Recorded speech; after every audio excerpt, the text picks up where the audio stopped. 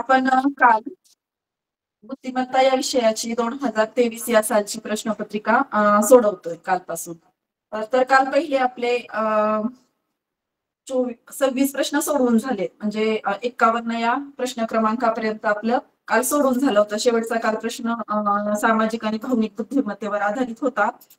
तर आज आपण 52 या प्रश्नापासून सुरुवात करणार आहोत. आज आपले शेवटचे या प्रश्नपत्रिकेतले 25 प्रश्न म्हणजे 24 प्रश्न होतील. सर्वांनी शांतपणे समजून घ्यायचं, ऐकायचं. आपल्याला कुठं काही एखाद्या वेळेस लक्षात येत नसेल, माहिती नसेल तर ऐकूनही बऱ्याचशा गोष्टी समजतात. त्यामुळे लक्ष देऊन प्रश्न कशा प्रकारे सोडवला जातो हे आपण पाहिलं तरी आपल्याला बऱ्याचशा गोष्टी समजतात. तर बुद्धिमत्ता या विषयामध्ये बऱ्यापैकी आपल्याला आपल्या बुद्धिमत्तेचा परीक्षा घेतली जाते. आपली बुद्धिमत्ता ती आपण कशा प्रकारे वापरतो प्रश्न सोडवताना, आपण तर्क कसे करतो, आपल्याला प्रश्नाचं आकलन होतं का, आपण कशा प्रकारे प्रश्नांचा विचार करतो, यासाठी आपण ही बुद्धिमत्ता या विषयाची प्रश्नपत्रिका आपल्याला सोडवणं गरजेचं आहे. तर आपण आता 52 या प्रश्नापासून सुरुवात करूया. 52 हा प्रश्न बुद्धिमत्ता या विषयातील पहिलाच घटक आकलन या घटकातला आहे. जोडाक्षरांची संख्या किती हा प्रश्न आपल्याला विचारला जातो, प्रत्येक प्रश्नपत्रिकेमध्ये विचारला जातो. तर आकलन यामध्ये सूचना पालन, संख्या मालिका, इंग्रजी वर्णमाला व अक्षरमाला या उपघटकांचा समावेश होतो या आकलन या घटकामध्ये. तर सूचना पालन मध्ये आपल्याला एक प्रश्न दिलेला असतो, तो आपल्याला व्यवस्थित वाचून त्याचं आकलन झालं पाहिजे. आकलन झाल्यानंतर तो प्रश्न सोडवायचा अगदी सोपा असतो. त्यानंतर संख्या मालिका यावर आधारितही प्रश्न असतो. संख्या आपल्याला व्यवस्थित एक गटाप्रमाणे दिलेल्या असतात आणि सूचना दिलेल्या असतात, त्याप्रमाणे आपण तो प्रश्न सोडवायचा असतो. तशाच प्रकारे इंग्रजी वर्णमालेचा व अक्षरमालेचा सुद्धा आहे. तर आपण 52 प्रश्नाची सुरुवात करूयात. तर 52 क्रमांकाचा प्रश्न आहे, शैक्षणिक क्षेत्रातील अण्णांच्या उत्तुंग कार्यामुळे त्यांना सर्वजण कर्मवीर म्हणून ओळखतात. वरील वाक्यात जोडाक्षरी शब्दांची संख्या किती आहे? तर हे वाक्य सगळ्यांना स्क्रीनवर दिसतंय, त्यामुळे काही फळ्यावर लिहित नाही. तर शैक्षणिक क्षेत्रातील अण्णांच्या उत्तुंग कार्यामुळे त्यांना सर्वजण कर्मवीर म्हणून ओळखतात, हे वाक्य आहे.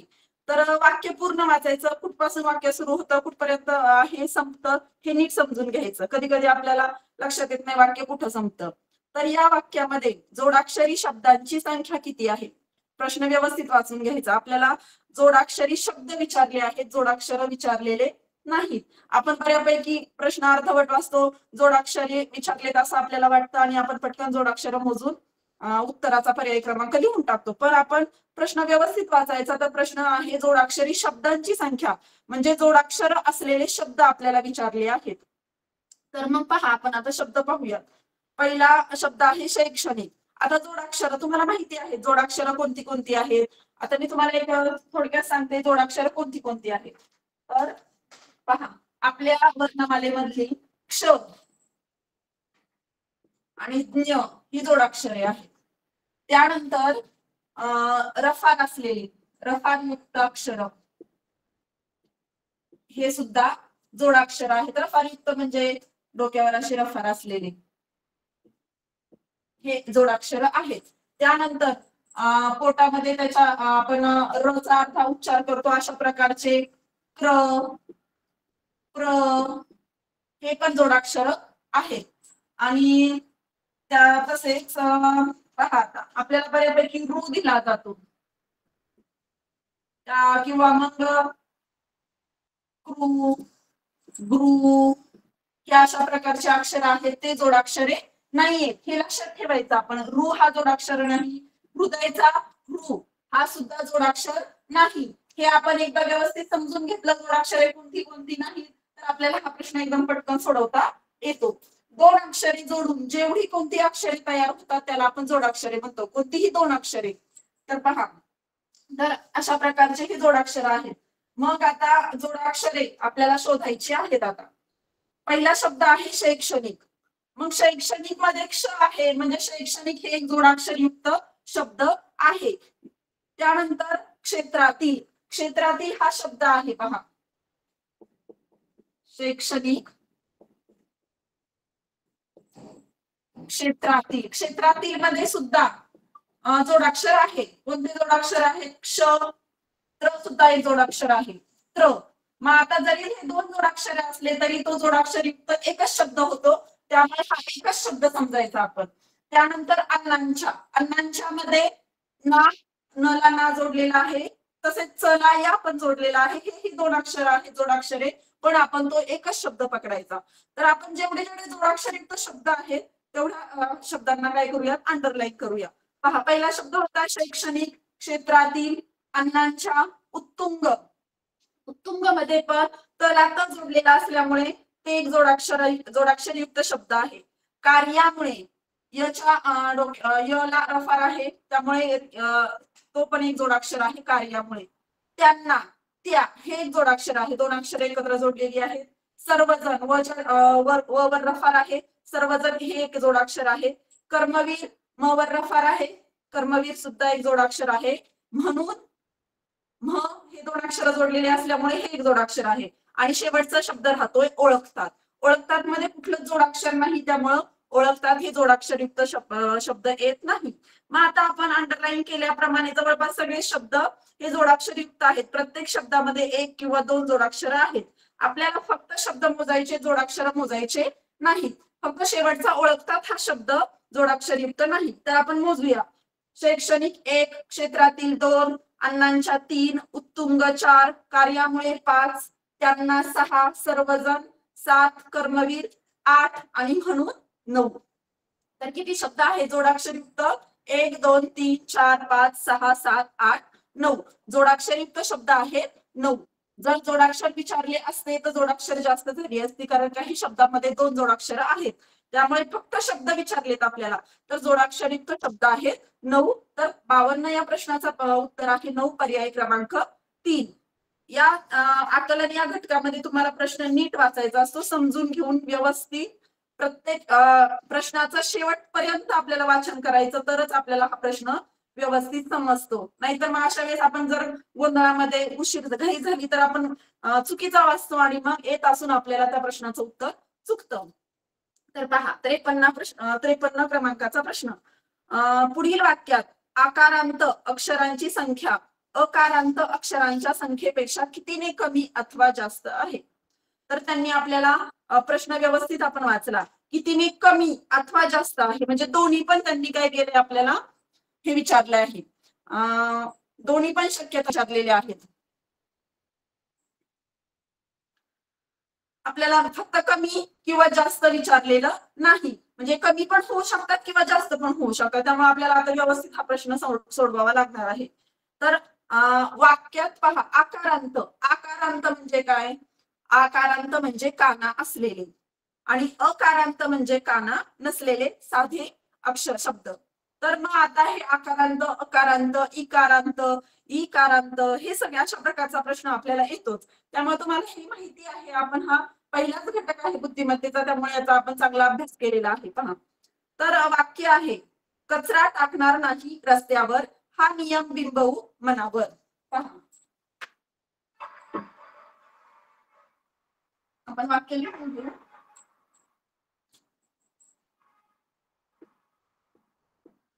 कचरा टाकणार नाही रस्त्यावर,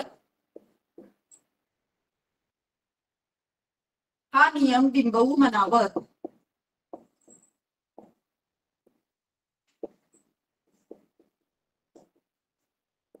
अशा प्रकारचं हे वाक्य आहे.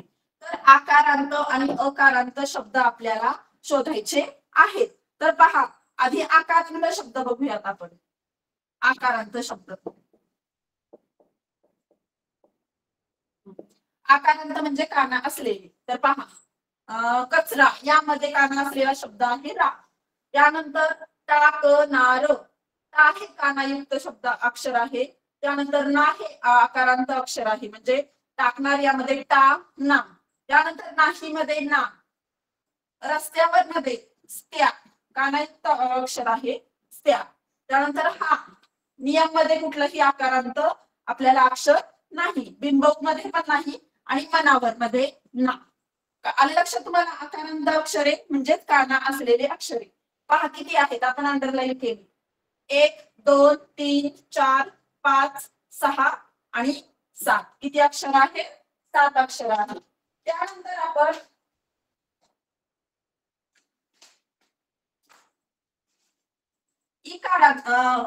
अकारांत झाल्यानंतर आपल्याला कोणतं अक्षर पाहायचंय? अकारांत. अकारांत म्हणजे काना नसलेले. पहा आता अकारांत पाहूयात आपण. काना नसलेले म्हणजे साधे, ज्याला काना मात्रा वेलांटी काहीच नाही असे.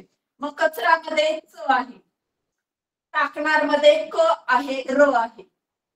त्यानंतर नाही मध्ये नाही कुठलंच अक्षर. रस्त्यावर मध्ये र व आणि हा पुन्हा र आहे. डबल अक्षर आले तरी आपल्याला ते मोजायचं आहे. आपल्याला त्यांनी असं काही म्हटलेलं नाही डबल अक्षर आले तरी मोजू नका. जे आले ते आपल्याला प्रश्नाप्रमाणे ते कृती करायची आहे. हा मध्ये नाही, नियम मध्ये य आणि म, बिंबव मध्ये ब, मनावर मध्ये म व आणि र. पहा आता अकारांत अक्षरे आपण अंडरलाईन करून घेतले. आता ते आपण मोजूया.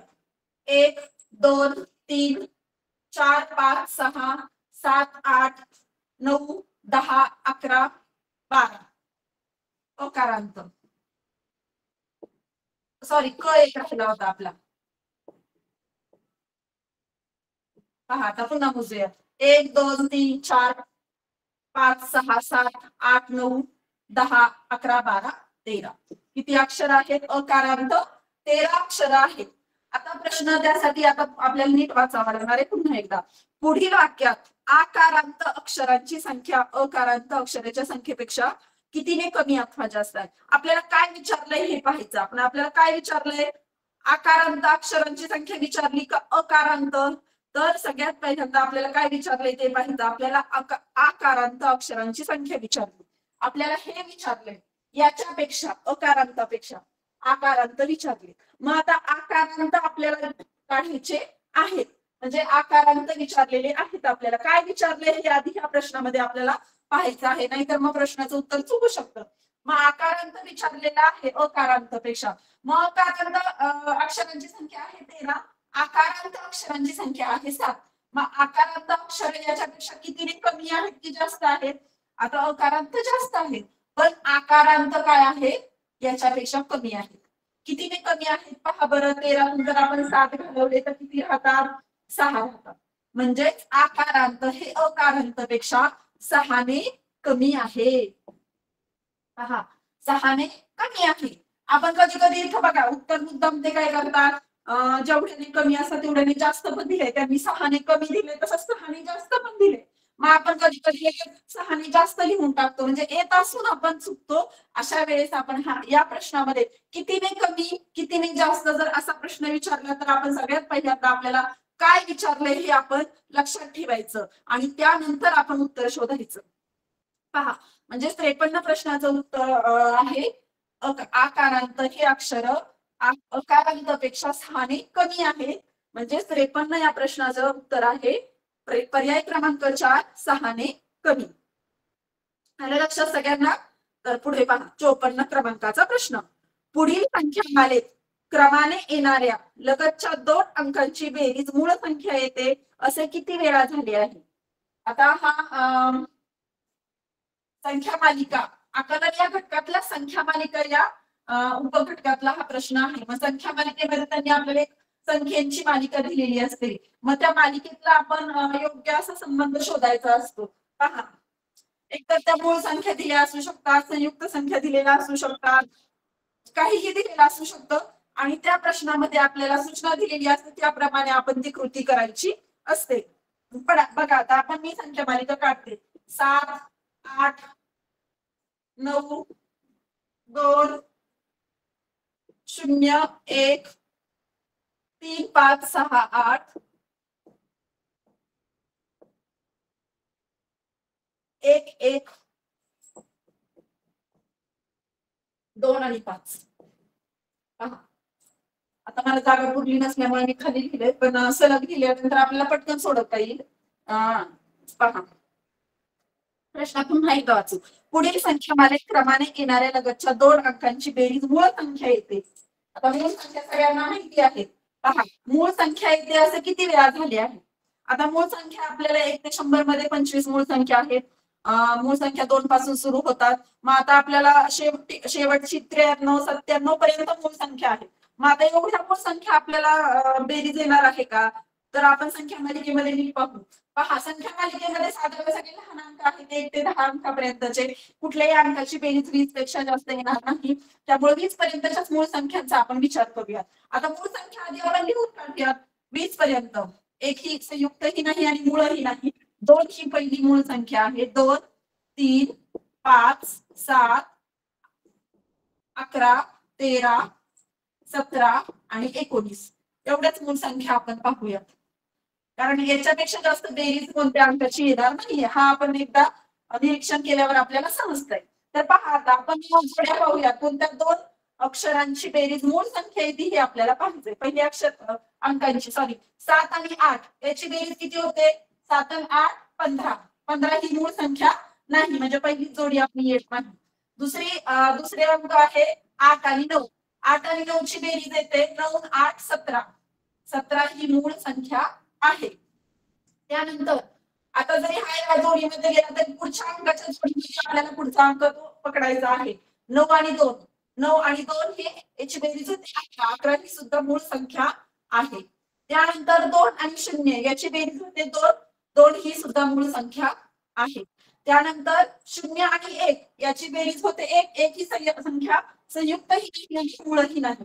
त्यामुळे ती जोडी आपल्याला येणार नाही. त्यानंतर 1 आणि 3, 4. 4 ही संख्या संयुक्त आहे. त्यानंतर 3 आणि 5, 8. 8 ही संख्या सुद्धा संयुक्त आहे. 5 आणि 6, 11. 11 ही संख्या मूळ आहे. पहा, त्यानंतर 6 आणि 8, 14. 14 ही संख्या संयुक्त आहे. त्यानंतर 8 आणि 1, 9. 9 ही संख्या सुद्धा संयुक्त आहे. त्यानंतर 1 आणि 1, 2. 2 ही संख्या मूळ आहे. त्यानंतर पुढचा हा 1 आणि 1 ही 2 सुद्धा मूळ संख्या आहे. त्यानंतर हा 1 आणि हा 2 हे काय झालं होतं, इकडे खाली लिहिल्यामुळे माझ्या जोडी गोल करता येत नाही. पण ही 2 आणि 1 ची 3 ही बेरीज आलेली सुद्धा मूळ संख्या आहे. आणि शेवटचं 2 आणि 5 हे काय आहे? 7 ही सुद्धा संख्या मूळ संख्या आहे. म्हणजे आता आपण जेवढ्या अंकांची बेरीज मूळ संख्या येते त्याला गोल करून घेतले आपण. आता ते मोजूया. गोल वर्तुळ 1, 2, 3, 4, 5, 6, 7 आणि 8. किती जोड्या आल्या? 8 जोड्या आल्या. म्हणजे कोणत्या 2 अंकांची बेरीज मूळ संख्या येते अशा जोड्या किती आल्या? असं किती वेळा झालेलं आहे? तर असं 8 वेळा झालेलं आहे. आपण हे सोडून पाहिलंय. पहा, त्यासाठी आपल्याला मूळ संख्या माहिती पाहिजे. म्हणजे 54 या प्रश्नाचं उत्तर आहे पर्याय क्रमांक 2, 8. त्यानंतर 55वा प्रश्न पाहू आपण. आपल्याला एक इंग्रजी अक्षरमाला दिलेली आहे. इंग्रजी अक्षरमालेचा सुद्धा एक प्रश्न असतोच.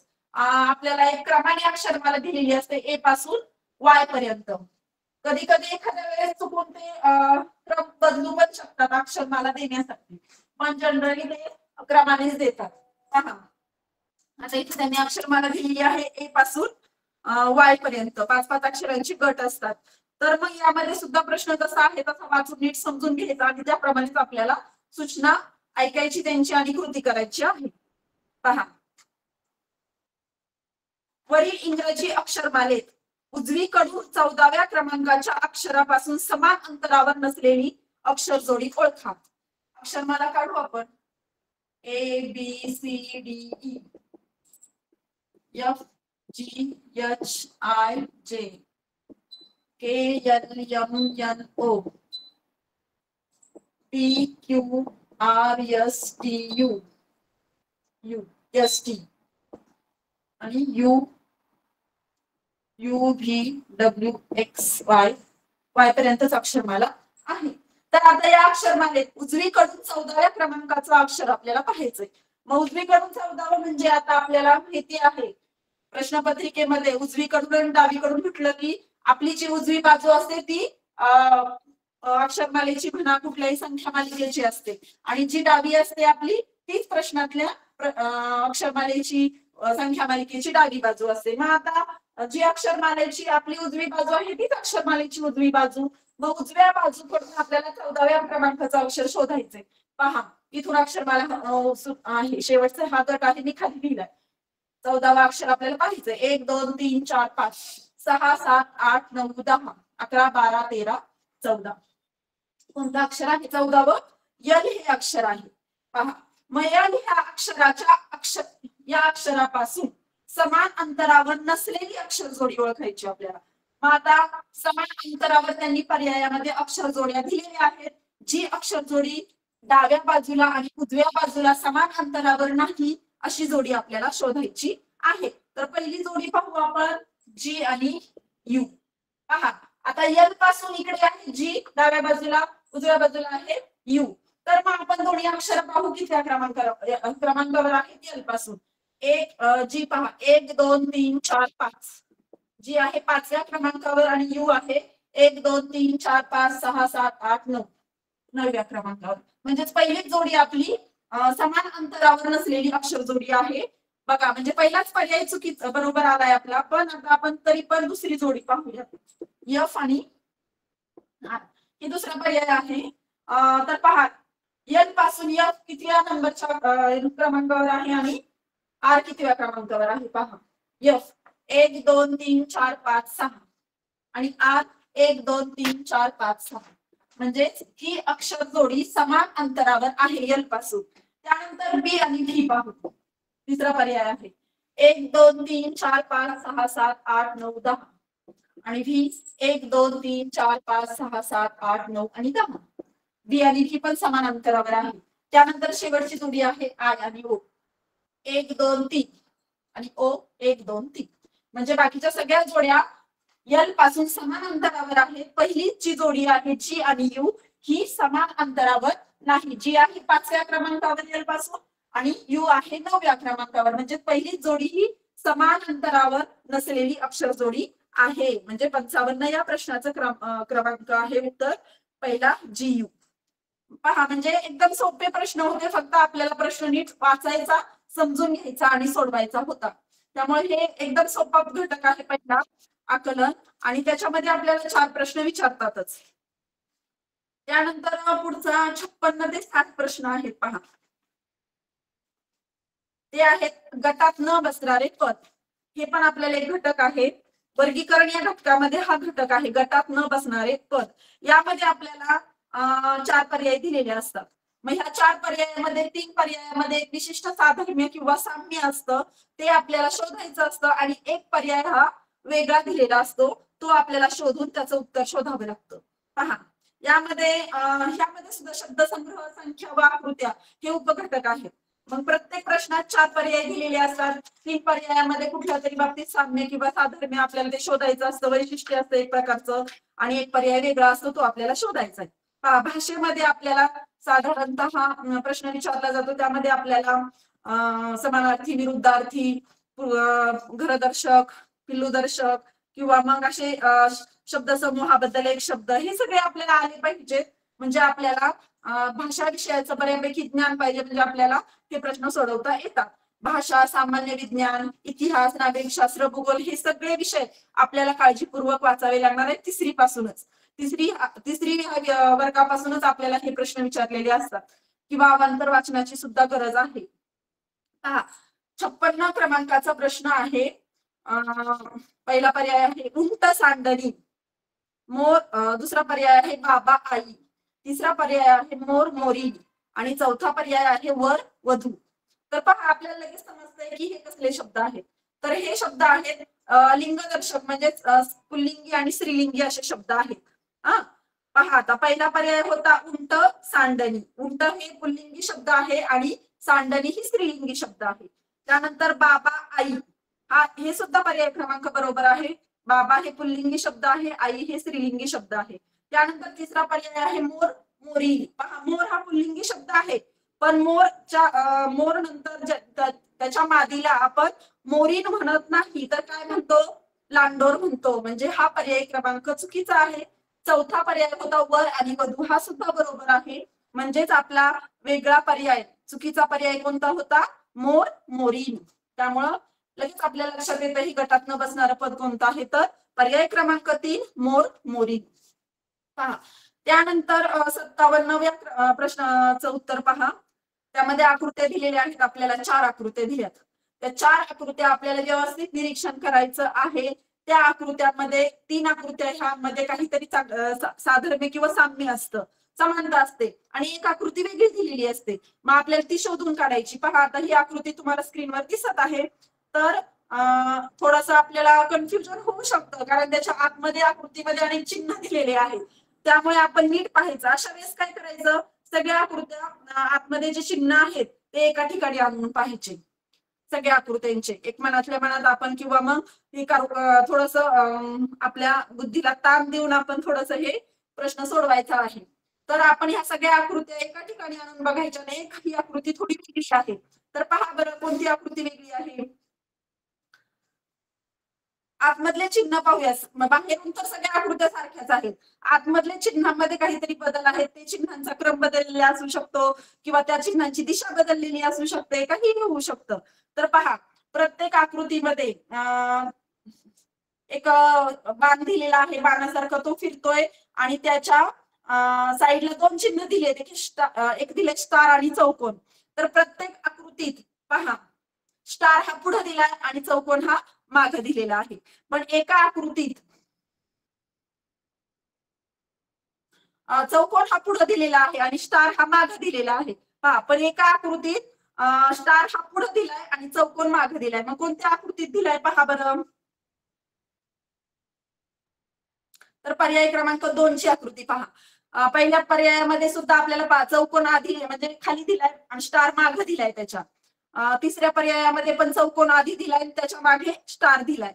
चौथ्या पर्यायामध्ये सुद्धा चौकोन आधी दिलाय आणि त्याच्या मागे स्टार दिलाय. पण दुसऱ्या क्रमांकाचा पर्याय पहा बरं. स्टार त्यांनी आधी दिलाय आणि चौकोन मागे दिलाय. म्हणजेच आपल्याला वेगळा पर्याय किंवा वेगळं पद कोणतं आहे, तर पर्याय क्रमांक 2 57व्या या प्रश्नाचं पर्याय क्रमांक 2 हे वेगळं उत्तर आहे. वेगळा आकृती आहे, त्यामुळे त्याचं उत्तर येतंय पर्याय क्रमांक 2. यासाठी आपल्याला आकृत्यांचं व्यवस्थित निरीक्षण करणं गरजेचं आहे. त्यानंतर 58वा प्रश्न पहा. आपल्याला आकृत्या दिल्या आहेत, त्याचे समान भाग केलेले आहेत आणि ते काही भाग रंगवले आहेत, काही भाग रंगवलेले नाहीत. मग यांच्यामध्ये काय संबंध आहे. 3 आकृत्या आहेत, त्या कोणत्या समान आहेत त्या आपण पाहूयात.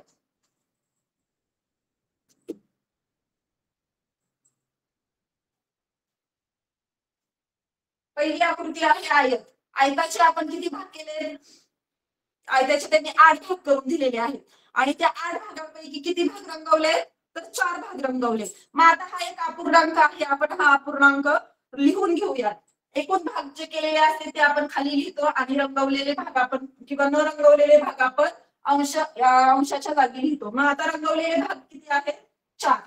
तर आता त्रिकोणामध्ये पहा. त्रिकोणामध्ये पण 8 भाग केले, ते आपण खाली लिहिणार आहोत आणि रंगवलेले भाग किती आहेत, तर 3 आहेत. आपण ते अंशस्थानी लिहिणार आहोत. त्यानंतर चौकोन दिलेला आहे, चौरस दिलाय, त्याचे सुद्धा किती भाग केले, 8 भाग केलेत आणि रंगवले किती, तर 4. त्यानंतर एक अष्टकोन दिलेला आहे. या अष्टकोनाचे सुद्धा किती भाग केले, 8 भाग केलेत आणि रंगवले किती, 5 भाग रंगवलेले आहेत. मग याच्यामध्ये आपल्याला आता वेगळा पद ओळखायचा आहे. गटात न बसणारं पद ओळखायचं आहे. पहा आता 4/8, 3/8, 4/8 आणि 5/8 आपल्याला याच्यावरून काहीच समजत नाही. पण जर आकृत्यांचं नीट निरीक्षण केलं तर आपल्याला ही गोष्ट लक्षात येते की आकृत्यांच्या जेवढ्या बाजू आहेत, कुठल्या पण आकृतीची जेवढ्या बाजू आहेत तेवढे आकार तेवढे काय केले त्यांनी, भाग रंगवले. म्हणजे आयताला किती बाजू होत्या, 4 बाजू होत्या, म्हणून त्यांनी 4 भाग रंगवले. त्रिकोणाला किती बाजू आहेत, 3 बाजू आहेत, म्हणून त्यांनी 3 भाग रंगवले. त्यानंतर चौरसाला बाजू किती आहेत, 4 बाजू आहेत, म्हणून त्यांनी 4 भाग रंगवले. आता अष्टकोन आहे, याला किती भाग रंगवले त्यांनी, 5. मग त्यांनी याच्यामध्ये अष्टकोनामध्ये बाजू किती आहेत पहा बरं, 8 बाजू आहेत आणि ह्या 8 बाजूंपैकी आपल्याला 8च्या 8 बाजू रंगवणे अपेक्षित होतं, कारण 8 बाजू आहेत म्हणजे 8 बाजू रंगवायला पाहिजे होत्या, त्यांनी पण रंगवल्या फक्त 5. म्हणजे 8 पैकी 8 रंगवायला हव्या होत्या, पण रंगवल्यात 5. म्हणून आपला वेगळा गटात न बसणारं पद कोणतं आहे, पर्याय क्रमांक 4. असा हा संबंध आपल्याला समजला पाहिजे. त्यानंतर पहा 59 या प्रश्नाचं उत्तर पहा. 59वा प्रश्न.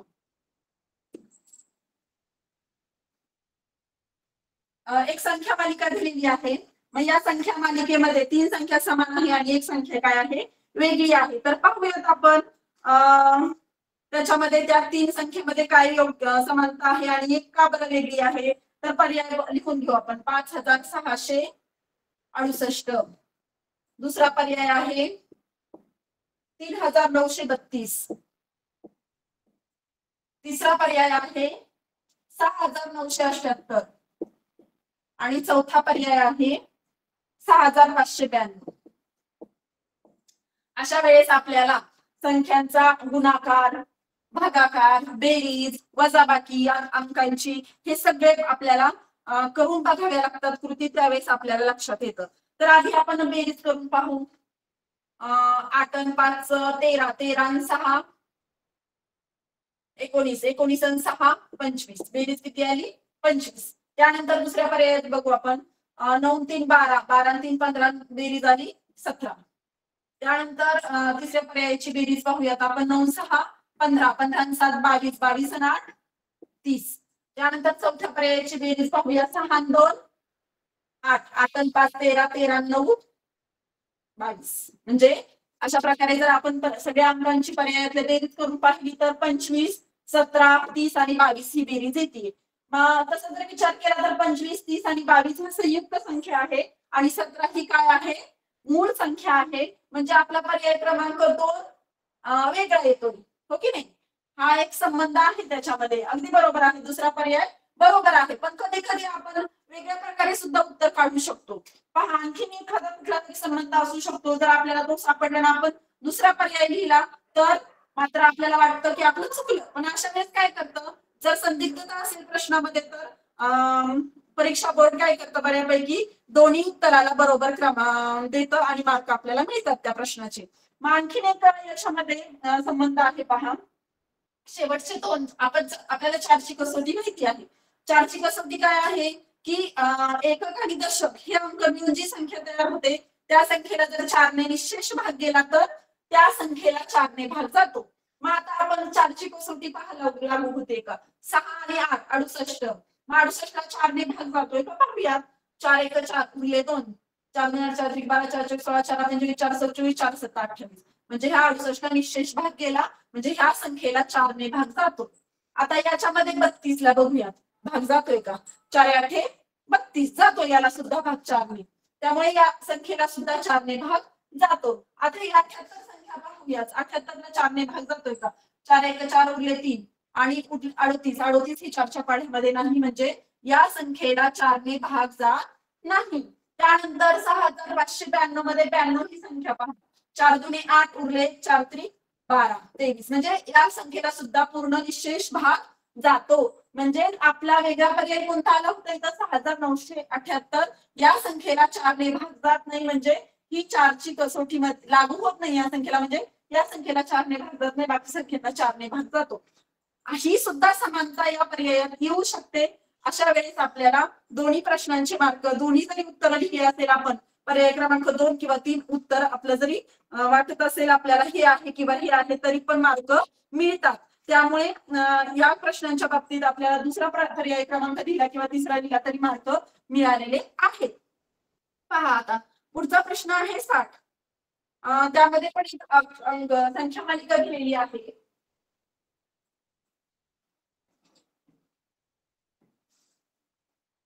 पहा आता पहिला पर्याय आहे 644. दुसरा पर्याय आहे 944.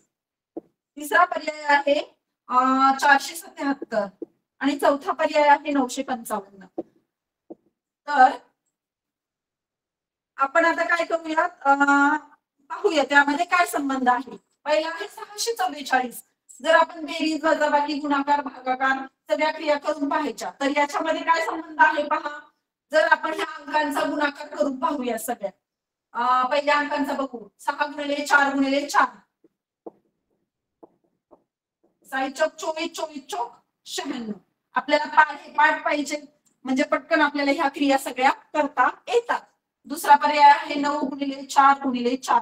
9 चौक 36, 36 गुणिले 4 6 चौक 24, 4 त्रिक 12, 13, 14, 144. त्यानंतर 4 गुणिले 7 गुणिले 7, 7 7 49 गुणिले 4, 9 चौक 36, 4 चौक 16, 17, 18, 19, 196. गुणाकार भागाकार या क्रिया आपल्याला पटपट आल्या पाहिजे. 9 गुणिले 5 गुणिले 5, 5 5 25, 25 9 225. पहा, अशा प्रकारे आपण जर गुणाकार केला तर आपल्याला या संख्या मिळाल्या. तर आपल्याला हे लक्षात येतं की 144 हा 12चा वर्ग आहे. 196 हा कितीचा वर्ग आहे? 196 14चा वर्ग आहे. आणि त्यानंतर 225 हा 15चा वर्ग आहे. आपल्याला हे लक्षात आलं. आणि 96 ही संख्या ही कशाचाच वर्ग नाही, घन नाही. त्यामुळे 96 ही संख्या वेगळी येते. जर आपण अंकांचा गुणाकार केला तर अशा प्रकारे आपल्याला हे गणित सुटतंय. आणि त्यामुळे वेगळं पद कोणतं आहे तर 644 हा पर्याय क्रमांक वेगळा आहे. कारण बाकी सगळ्यांच्या पर्यायातल्या अंकांची जर गुणाकार केला तर आपल्याला वर्ग संख्या मिळतात. पहिल्या पर्यायामध्ये जर आपण गुणाकार केला तर 96 ही संख्या वर्ग संख्या नाही, म्हणून पहिला पर्याय हा वेगळा आहे.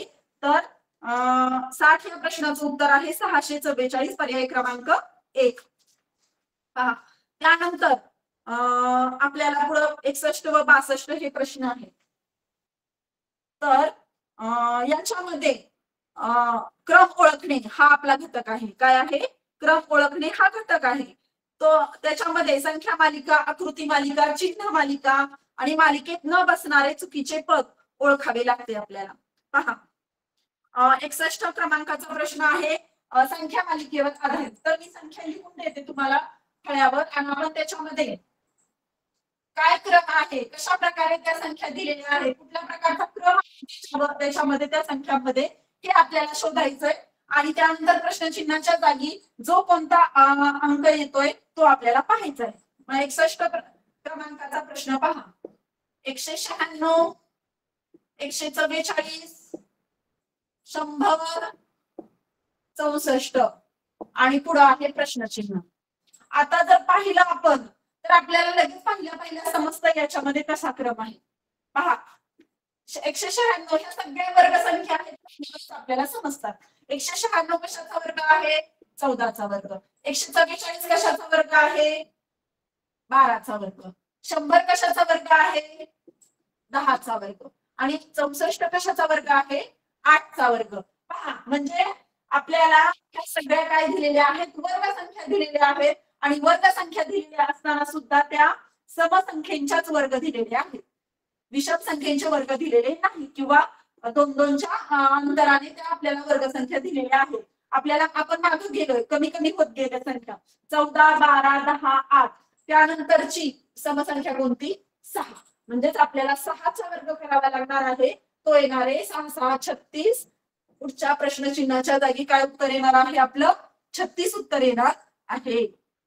म्हणजेच 61 या प्रश्नाचं उत्तर आहे पर्याय क्रमांक 3, 36. पहा, मग आता याच्यामध्ये आपल्याला विशिष्ट क्रमाने संख्या दिलेल्या असतात. त्या संख्येतला विशिष्ट क्रम संबंध लक्षात घेऊन आपल्याला हा प्रश्न सोडवायचा असतो. यामध्ये एक तर मूळ संख्या दिल्या जातात, जोडमूळ, सहमूळ, वर्ग, घन, बेरीज, वजाबाकी, गुणाकार, भागाकार याच्यामध्ये समानता असलेल्या संख्या असतात. चढता उतरता क्रम दिलेला असू शकतो. अंकांची बेरीज वजाबाकी असू शकते. म्हणजे अशा प्रकारचं काहीही असू शकतं. त्यासाठी आपल्याला ह्या सगळ्या गोष्टींचा आपण अंदाज घेतला पाहिजे, नेमकं काय संबंध आहे आणि मग तो प्रश्न आपल्याला सोडवायचा आहे. आता पहा, 61 क्रमांकाचा प्रश्न आपला सोडून झालेला आहे.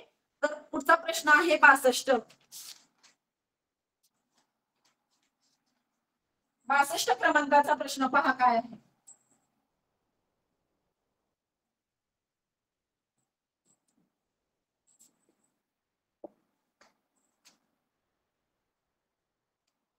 इथे पण एक संख्या मालिका दिलेली आहे, ती आपण फळ्यावर लिहून काढूया.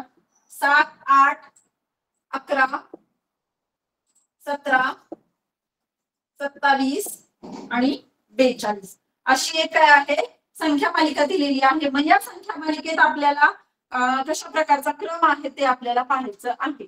जर आपण समसंख्या पाहिल्या तर काही याच्यामध्ये सम आहेत, काही विषम आहेत, त्यामुळे तो क्रम आपल्याला येत नाही. त्यानंतर मूळ संख्या, संयुक्त संख्या तसंही काही नाही, कारण सगळे एकत्रित आहेत, त्यामुळे तोही क्रम आपला येत नाही. मग आता आपण पाहूयात किती कितीने संख्या वाढत गेली आहे पुढे. 7 नंतर 8 कितीने वाढलीये, 8 नंतर 11 कितीने वाढलीये, पाहूयात आपण ते. 7 आणि 1 8, 1 ने वाढलीये. 8च्या पुढे 11 कितीने वाढलीये, 8, 9 10 11 कितीने वाढलीये, 3. 11च्या नंतर 17 कितीने वाढलीये, 11, 12 13 14 15 16 आणि 17, 6 ने वाढली. 17 नंतर 27 10 ने पुढे गेली आणि 27 नंतर 42, पहा 27 नंतर 42, 42 नंतर 27 वजा केले तर 21, म्हणजे 21 ने पुढे गेलीये 42. आता 7 नंतर 8 1 ने गेलीये पुढे, 8 नंतर 11 3 ने, 11 नंतर 17 6 ने, 17 नंतर 27 10 ने आणि 27 नंतर 42 21 ने. म्हणजे ह्या आल्या वरच्या संख्या 1 3 6 10 21 ह्या संख्या पाहिल्या आपल्या तर हे लक्षात येतं ह्या संख्या कशा आहेत, त्रिकोणी संख्या आहेत. मग त्रिकोणी संख्या आपल्याला माहिती आहेत, तर 1 3 6 10 21. मग 21 नंतरची त्रिकोणी संख्या कोणती आहे, पहा 1 मध्ये 2 मिळवल्यावरती 3 3 3 6, 6 4 10 10 सॉरी इथं 15 येते. 42 मधून 27 वजा केल्यावर 15 येते, म्हणजे 27 नंतरची पुढची त्रिकोणी संख्या होती 15. मग 15 नंतरची पुढची त्रिकोणी संख्या काय, 10 5 15 15 6 21. म्हणजे 21 42 मध्ये 21 मिळवल्यानंतर आपल्याला पुढची संख्या मिळणार आहे, कारण 15 नंतरची त्रिकोणी संख्या होती 21. मग 42 मध्ये 21 मिळवल्यावर किती येते, 2 आणि 1 3 4 आणि 2 6, किती संख्या येते 63. म्हणजे त्रिकोणी संख्या आपण मिळवत गेल्यामुळे खालच्या संख्या आपल्याला मिळालेल्या होत्या. मग त्रिकोणी संख्या आपल्याला यासाठी माहिती पाहिजे. 1 नंतरची 3 3 नंतरची 6 6 नंतरची 10, त्यानंतर 15 21, त्यानंतर 21 आणि 7 28. म्हणजे अशा प्रकारे त्रिकोणी संख्या एक एकीने पुढे वाढत जातात. पहा मग त्यानंतर आपल्याला 62 या प्रश्नाचं उत्तर काय आले, 63, म्हणजेच पर्याय क्रमांक 2. त्यानंतर 63 प्रश्न पहा, प्रश्नचिन्हाच्या जागी क्रमाने येणारी आकृती कोणती. यामध्ये सुद्धा एक क्रम दिलेला आहे आकृत्यांचा, तो क्रम आपण नीट पाहायचा आहे. तर त्यामध्ये चिन्ह किंवा अक्षर दिलेली असतात, ते आपल्याला कोणत्या क्रमाने फिरतात, त्यामध्ये बदल काय होतो का हे आपल्याला पाहायचंय पहिल्या 3 याच्यामध्ये, आणि तशाच प्रकारे आपण चौथा पर्याय शोधायचा आहे. तर पहा अशा प्रकारची आकृती दिली तुम्हाला स्क्रीनवर दिसतीये. बाहेरची जी आकृती आहे ती फक्त उजव्या बाजूला फिरतीये, घड्याळाच्या काट्यांच्या दिशेने फिरतीये, म्हणजे घटीवत फिरतीये. आणि ते चिन्ह पाहूयात आपण आतमध्ये जे चिन्ह आहेत.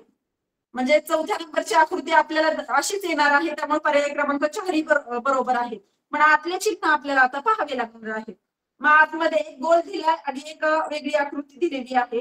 तर आता पाहूयात ते कशा प्रकारे त्यांच्यामध्ये बदल होतोय पहिल्या आकृतीनंतर आणि दुसऱ्या आकृतीनंतर. पहा पहिल्यांदा काय दिलंय, तो गोल होता इथं होता आणि ती दुसरी आकृती अशी होती.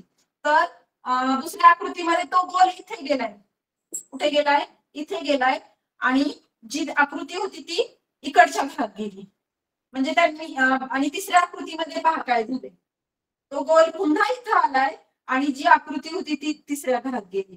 म्हणजे याच्यामध्ये आपल्याला असा संबंध लक्षात येतो की गोल जो होता भरीव गोल किंवा रंगवलेला, तो फक्त या घरात किंवा या घरातच जातोय. बघा इथून पहिल्यांदा इथे गेला, इथून पुन्हा इथे आला, म्हणजे पुढच्या आकृतीत तो आपल्याला कुठं राहणार आहे, आता इथून पुन्हा इथे जाणार आहे. म्हणजे हा गोल फक्त ह्या दोनच घरामध्ये अल्टरनेट होतोय, वर जातोय पुन्हा खाली येतोय. आता ही आकृती पाहू आपण. ही आकृती जर पाहिली तर ती घड्याळाच्या काट्याच्या विरुद्ध दिशेने फिरतीये. पहिल्यांदा इथं होती, नंतर या घरात गेली, नंतर या घरात गेली, आता कुठल्या घरात जाणार आहे, ती या घरात जाणार आहे. म्हणजे चौथ्या आकृतीमध्ये हे दोन्ही पण चिन्ह एकाच घरात येणार आहे. मग अशा प्रकारची आकृती आहे का, पहा बरं. तर अशा प्रकारची आकृती आहे, पहिल्याच क्रमांकावर आहे. बाकीची जी आकृती होती ती सगळीकडे सारखीच आहे चारही पर्यायामध्ये, पण आतली आकृती आपण अशा प्रकारे काढली. मग अशा प्रकारे कुठल्या पर्यायात आहे, तर पर्याय क्रमांक 1, म्हणजे 63 या प्रश्नाचं उत्तर आहे पर्याय क्रमांक 1. म्हणजे आपल्याला आतल्या चिन्हांची दिशा कोणती आहे, कशा प्रकारे ते फिरलेत हे आपल्याला व्यवस्थित निरीक्षण करून पाहायचं आहे, मग आपल्याला हे उत्तर काढायचं आहे. त्यानंतर कोणता प्रश्न झाला आपला, पर्याय 63 हा प्रश्न झाला. पुढचा प्रश्न आहे 64 या क्रमांकाचा. आणि आता आपल्याला पुढे एक चिन्ह मालिका दिलेली आहे चिन्हांची. याच्यामध्येच येते हे वर्गीकरणामध्ये चिन्हांची मालिका येते.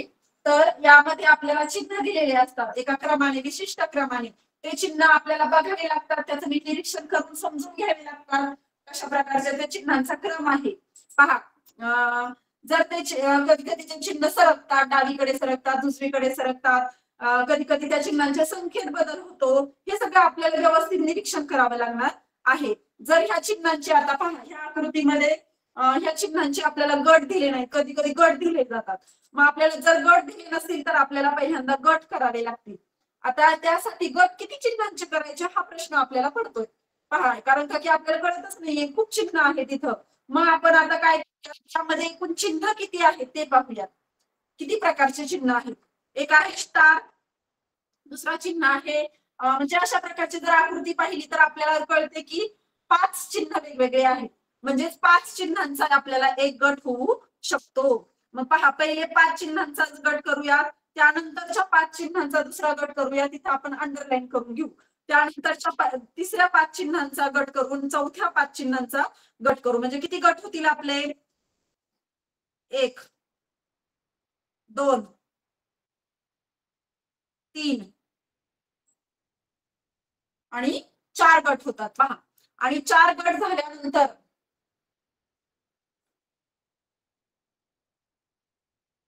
4 गट झाले. मग आता पाहूयात आपण, प्रत्येक गटामध्ये प्रत्येक चिन्ह हे एकदाच आलेलं आहे.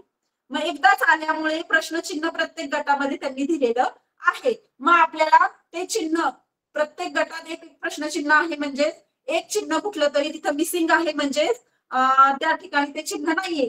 मग कोणतं चिन्ह कोणत्या गटात नाही हे आपल्याला नीट पाहावं लागणार आहे. कोणते 5 चिन्ह आहेत ते आपल्याला एकदा समजून घ्यायचे, मग आपल्याला कळेल की कोणत्या गटामध्ये कोणतं चिन्ह नाही. जर बघा, आता पहिल्या गटामध्ये जर विचार केला आपण तर स्टार आहे, त्यानंतर हे दुसरं चिन्ह चौकोन आहे, एक अशा प्रकारचं चिन्ह नाही. पहा, पहिल्या गटामध्ये असं हे असं त्याला रंगवलेलं आहे, असं चिन्ह नाही. त्यानंतर दुसऱ्या गटामध्ये स्टार नाही, बघा काय नाही, अशा प्रकारचा एक स्टार नाही. त्यानंतर तिसऱ्या गटामध्ये कोणतं चिन्ह नाही, तर अशा प्रकारचा जो चौकोन दिलेला होता,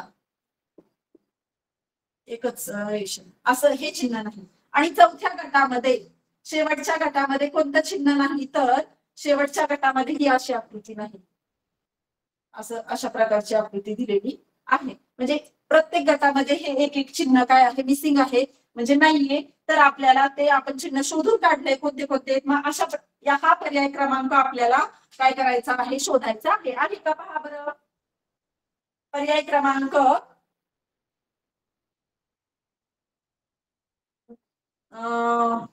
चौथा आहे. पहा, 64 या प्रश्नाचा पर्याय क्रमांक आहे 4.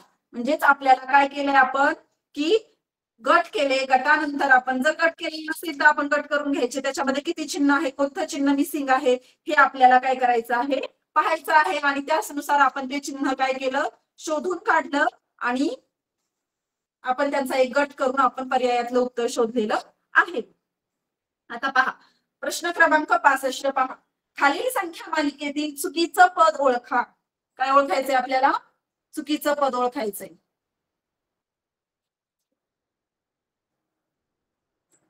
आपण संख्या मालिका काढून घेऊया. 16, 22, 26, 39, 62, 74 आणि 102. आपल्याला याच्यामध्येच एक वेगळा अजून घटक असतो शेवटचा, की चुकीचं किंवा विसंगत पद आपल्याला शोधायचं असतं, म्हणजे वेगळं, की ज्याच्यामध्ये काहीतरी क्रम चुकीचा असू शकतो, एखादा मध्येच अंक वेगळा दिलेला असू शकतो, अक्षर वेगळं दिलेला असू शकतो, शब्द दिलेला असतो वेगळा. मग आपल्याला ह्या संख्या मालिकेतील चुकीची संख्या एक आहे ती ओळखायची आहे.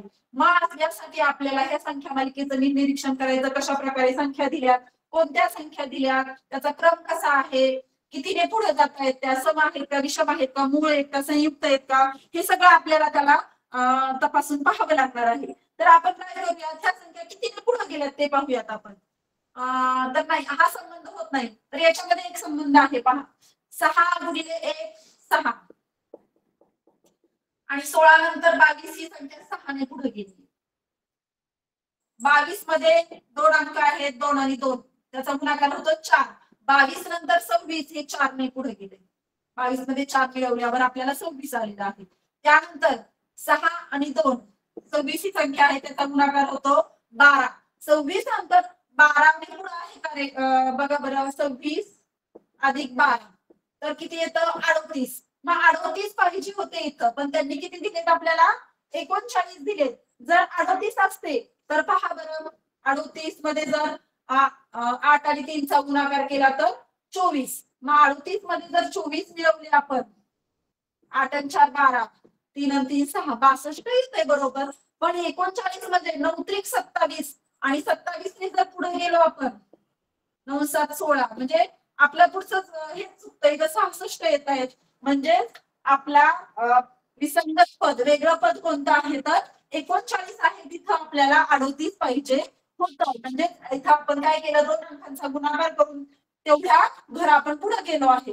पहा, म्हणजे इथं वजाबाकी असू शकते, गुणाकार असू शकतो, बेरीज असू शकते, काहीही असू शकतं.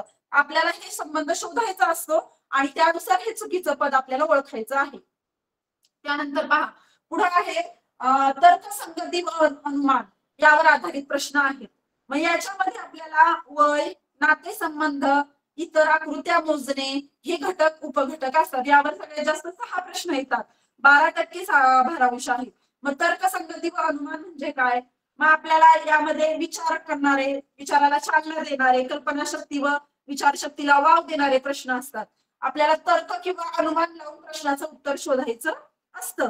यामध्ये भाषिक आणि अभाषिक असे 2 गट आहेत. भाषिक मध्ये आपल्याला वय, तुलना, उंची, नावात बदल, नाती इत्यादी उपघटक व कोड्याच्या प्रकारातले पण प्रश्न विचारलेले असतात. आणि अभाषिक प्रश्नामध्ये भौमितिक आकृत्या दिलेल्या असतात.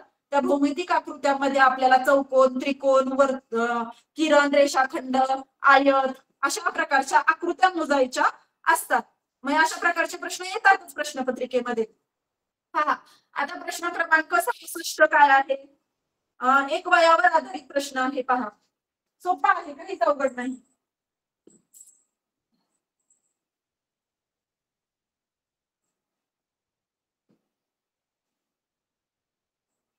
आपण प्रश्न वाचून घेऊ. 7 वर्षापूर्वी कविता, मनीषा व सुवर्णा यांच्या वयाची बेरीज 45 वर्ष होती.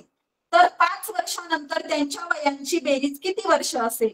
पहा, आपल्याला वयांची बेरीज दिली आहे, कुणाच्या, कविता, मनीषा आणि सुवर्णा या तिघींच्या वयाची बेरीज दिली आपल्याला 45 वर्ष. कधी दिली आहे, 7 वर्षापूर्वीची. 7 वर्षापूर्वीची. मग आता जर आपल्याला आत्ताची बेरीज काढायची असेल तर आपल्याला वजा यांची जी बेरीज दिलेली होती ती वजा करावी लागणार आहे. तर पहा, आपल्याला बेरीज दिली होती 45 वर्ष 7 वर्षापूर्वीची. आपल्याला आत्ताची काढायची म्हणजे आपल्याला आत्ताच्या बेरीज जर काढायची असेल तर आपल्याला बेरीज मिळवावी लागणार आहे त्यांचे वय आत्ताचे. मग आता 7 वर्षापूर्वी प्रत्येकीचं वय 7-7 वर्षांनी कमी असणार आहे. आता मात्र 7-7 वर्षांनी प्रत्येकीचं वय वाढलं असणार आहे. आपल्याला फक्त एकदा 7 मिळवून चालणार आहे का, नाही तर तिघींचं वय वाढलंय 7-7 ने. 7-7-7 कवितेचं पण 7 ने वाढलंय, मनीषाचं पण 7 ने वाढलंय आणि सुवर्णाचं पण 7 ने वाढलंय. म्हणजे आताची जर बेरीज काढायची असेल तर तिघींच्या तिन्ही 7-7-7 आपल्याला मिळवावी लागणार आहे. तिघींचे वय मिळवावे लागणार. मग 3 वेळा 7 म्हणजे 7 त्रिक 21. त्यांचे वय जर आपल्याला आताची बेरीज जर काढायची असेल तर 45 मध्ये आपण 21 मिळवू. 4-2-6. आताच्या वयाची बेरीज किती आली, 66. एकीचंच वय दिलेलं नाही आपल्याला, तिघींचं एकत्रित, त्यामुळे तिघींची एकत्रित वयाची बेरीज आपल्याला काढायची आहे. तिघींचं पण 7ने वाढलंय, एकीच वाढलंय का नाही. मग 7 त्रिक 21, 21ने आपल्याला वयाची बेरीज आत्ताची काढायची आहे. मग पहा आत्ताच्या वयाची बेरीज किती आली 66. पण आपल्याला प्रश्न काय विचारला आहे, तर 5 वर्षानंतर त्यांच्या वयाची बेरीज किती वर्ष असेल. अजून 5 वर्षानंतर पुढे जायचंय आपल्याला. मग 5 वर्षानंतर तिघींचे पण वय 5-5नेच वाढणार आहे. एकीच वाढणार आहे का नाही, तर तिघींचं वाढणार आहे. मग 5-5-5ने जर तिघींचे वाढले तर तिघींचे एकत्रित किती वाढणार आहे, 15 वर्ष वाढणार आहे. 6-5 11, 6-2 8. म्हणजे 5 वर्षानंतर तिघींच्या वयाची बेरीज किती येणार आहे, 81 वर्ष. पर्याय क्रमांक पहिला 81. आले लक्षात. तिघींचे दिलेले असल्यामुळे आपल्याला तिघींचे वय मिळवावे लागणार आहे. अशा वेळेस आपण एकाचीच करतो, मग आपलं उत्तर चुकतं. पहा आता 67 क्रमांकाचा प्रश्न पहा. यामध्ये खेळ दिलेले आहेत आपल्याला. एक तुलनेवर आधारित प्रश्न आहे, सोपा आहे अगदी. प्रतीकला प्रश्न आपण व्यवस्थित वाचून घेऊ. प्रत्येक ओळीमध्ये आपल्याला एक माहिती दिलेली असते, त्या प्रकारे आपण त्यानुसार आपण उत्तर काढायचं आहे. 67 क्रमांकाचा प्रश्न. प्रतीकला कबड्डी व खो खो खेळ आवडतात. पलकला फक्त लंगडी हा खेळ आवडतो. वेदांतला सर्व खेळ आवडतात. प्रांजलला लंगडी व बुद्धिबळ हे खेळ आवडतात व रॉजरला कबड्डी सोडून सर्व खेळ आवडतात. तर खो खो खेळ खेळणारे पुढीलपैकी कोणते निवडा. अशा वेळेस जर आपल्याला थोडस खूपच असं कन्फ्युजन होत असेल, की आपल्याला कळत नसेल आता हे काही समजत नाहीये मला, मग अशा वेळेस आपण असं लिहून काढू. कोणकोणते खेळ दिलेले आहेत ते आपण शॉर्ट मध्ये लिहू. कबड्डी, खो खो, त्यानंतर लंगडी एक खेळ दिला आहे, त्यानंतर बुद्धिबळ एक खेळ दिलाय. बघा हे 4 खेळ दिलेत. त्याच्या व्यतिरिक्त आणखी एखादा खेळ दिला आहे का नाही, तर हे 4च खेळ दिलेत. आणि या ठिकाणी आपण मुलांची नावं लिहूया. कोणकोणती मुलं आहेत. पहिल्यांदा आहे प्रतीक, त्यानंतर आहे पलक, त्यानंतर आहे वेदांत, त्यानंतर आहे प्रांजल आणि सगळ्यात शेवटी आहे रॉजर. हे 5 मुलं आहेत. यांना कोणकोणते खेळ आवडतात ते आपल्याला दिलं आहे. म्हणून आपण अशा प्रकारे चार्ट किंवा एक तक्ता आखून पटकन सोडवू शकतो. कधी कधी जर आपल्याला प्रश्नाचं जर उत्तर समजत असेल तर काहीच अडचण नाही, पण कधी एखाद्या वेळेस चुकू शकतोय, कारण खूप मोठा प्रश्न आहे, वाचताना गोंधळ होतो. अशा वेळेस तर आपण अशा प्रकारचं जर केलं, आखून घेतलं, सोडवलं तर मग पटकन सुटतं. पहा प्रतीकला कबड्डी व खो खो खेळ आवडतात. कबड्डी आणि खो खो हे 2 खेळ त्याला आवडत नाहीत. मग ज्या आवडतात त्याला आपण फक्त टिक करूया. त्यानंतर पलकला फक्त लंगडी खेळ आवडतो. फक्त लंगडी, तिला मग बाकीचे खेळ आवडत नाहीत. त्यानंतर वेदांतला सर्व खेळ आवडतात. मग सगळीकडे आपण टिक करून घेऊया. आणि त्यानंतर प्रांजलला लंगडी व बुद्धिबळ खेळ आवडतात. प्रांजलला लंगडी आणि बुद्धिबळ खेळ आवडतात. पहिले 2 खेळ आवडत नाही. त्यानंतर रॉजरला कबड्डी सोडून सगळे खेळ आवडतात. मग कबड्डी आवडत नाही, कबड्डी सोडून म्हणजे कबड्डी आवडत नाही, मग बाकी सगळे आवडतात. खो खो, लंगडी आणि बुद्धिबळ. मग पहा बरं आपल्याला शेवटी आता काय प्रश्न विचारलेला आहे, तर खो खो खेळ खेळणारे किंवा आवडणारे पुढीलपैकी कोणते निवडा. मग खो खो शब्द पहा, कोण कोण खेळतंय, कोणाकोणाला आवडतोय खो खो. 3 टीक आल्यात म्हणजे 3 मुलांना आवडतोय. मग कोणते आहेत, प्रतीक, वेदांत आणि रॉजर. मग पहा बरं आहे का तो पर्याय क्रमांक, प्रतीक, वेदांत आणि रॉजर. पर्याय क्रमांक 4. म्हणजे एकदम पटकन आपल्याला हे सुटलेलं आहे, काहीच अडचण आलेली नाही. त्यामुळे आपण असं जर सुटसुटीत दाखवून घेतलं, व्यवस्थित सोडवलं तर लगेच सुटतं. पहा त्यानंतर 68 क्रमांकाचा प्रश्न आहे. एक नावात बदल यावर आधारित प्रश्न आहे. एकदम सोपा असतो, एकदम सोडवायला सोपा. फक्त अशा वेळेस एक गोष्ट लक्षात ठेवायची, आपल्याला काय विचारले, सगळ्यात पहिल्यांदा प्रश्न वाचून विचारलेल्या प्रश्नाचं आपण उत्तर काढायचं आणि मग नंतर त्याला काय म्हटलंय आपण ते बघायचं. बघा मी प्रश्न वाचते. मधमाशीला मुंगी म्हटले, मुंगीला नाग म्हटले, नागाला चिमणी म्हटले व चिमणीला कोंबडी म्हटले, तर वारुळात कोण राहील. आपण आधी प्रश्न व्यवस्थित वाचला, यावर एक लक्षात ठेवायचं 2 घटक आहेत, की सगळ्यात पहिल्यांदा आपल्याला काय विचारले ते उत्तर काढायचं. काय विचारले, वारुळात कोण राहील. वारुळात कोण राहतं, वारुळात राहते मुंगी. मग आता मुंगी निघाले, पण मुंगीला काय म्हटलं मग आपण ते शोधायचं. मुंगीला काय म्हटलं आहे? नाग म्हटलं आहे. म्हणजे उत्तर आपलं काय आलंय? नाग. 68 प्रश्नाचं उत्तर आहे नाग. पर्याय क्रमांक 1. एकदम सोपं आहे. जे काही उत्तर आहे ते आधी काढून घ्यायचं आणि त्याला काय म्हटलंय हे नंतर आपण पाहायचं. अशा प्रकारे आपले 68 प्रश्न सोडवून झालेले आहेत. त्याच्या पुढचा 69वा प्रश्न आहे. आकृती दिलेली आहे आणि त्यामध्ये आपल्याला चौरसांची संख्या मोजायची आहे. आपण काय करूया? आधी आकृती काढून घेऊया. सोपे आहे ते सुद्धा. याला सूत्र कृत्य आहेत बघा. त्रिकोण कसे मोजायचे, चौकोन कसे मोजायचे, आयत कसे मोजायचे. तर पहा, अशा प्रकारचा आपल्याला काय दिलेला आहे? चौकोन दिला आहे आणि त्याचे 5 भाग केले आहेत. 1, 2, 3, 4 आणि 5. 1, 2, 3, 4 आणि 5. त्याच्यातली आपल्याला चौरसांची संख्या मोजायची आहे. मग चौरसांची संख्या मोजण्यासाठी एक सूत्र आहे. त्या प्रकारे जर आपण काढलं तर आपल्याला पटकन सुटतं. आपल्याला काय करायचं? याला नंबर द्यायचे आणि शेवटचे जे मोठे मोठे शेवटचा जो मोठा अंक असतो खाली त्याची पहिल्यांदा जोडी लावून घ्यायची. त्यानंतरची दुसऱ्या 2 अंकांची जोडी लावायची. नंतरच्या अंकांची जोडी लावायची. शेवटी जे राहिले त्या अंकाची जोडी लावायची आणि जो एक राहिला असेल तर तो साईडला सेपरेट ठेवायचा. ज्या अंकांची जोडी लावलेली आहे त्यांचा आपण काय करून घेऊया? गुणाकार. गुणाकार करायचा. 5 5 25 अधिक 4 चोक 16. त्यानंतर 3 त्रिक 9. 2 दुणे 4 आणि 1 हा सेपरेट राहिला होता तो सुद्धा आपल्याला मिळवायचा आहे. मग करा बेरीज. 4 आणि 1 5. 9 5 14. 14 6 20 आणि 5 25. 2 आणि 2 4 आणि 5. काय उत्तर आलं? 55. म्हणजे 69 या प्रश्नाचं उत्तर आहे 55. पर्याय क्रमांक 2. चौरसांची संख्या मोजताना आपल्याला ही ट्रिक वापरायची आहे. हे सूत्र वापरायचं आहे. आपल्याला दिलेलं आहे. आयताची संख्या मोजताना कसं करायचं, चौरसाची संख्या मोजताना काय करायचं, रेषाखंड किरण मोजताना काय करायचं, ते सगळं लक्षात आहे आपल्या.